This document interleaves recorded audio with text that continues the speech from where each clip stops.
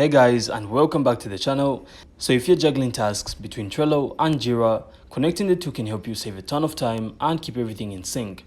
So in this video, I'm going to show exactly how it works.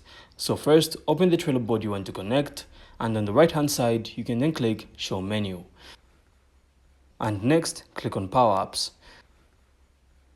So from here, simply search for Jira Power-Up and click Add. So once it's added, you then need to authorize your Jira account by logging in and allowing Trello to access your projects. And after connecting, you can then link your Trello cards to Jira issues directly. So simply open a card, click Attach from Jira, and choose the issue you want to connect. So you can also create new Jira issues straight from Trello, which keeps everything synced without ever having to jump between apps.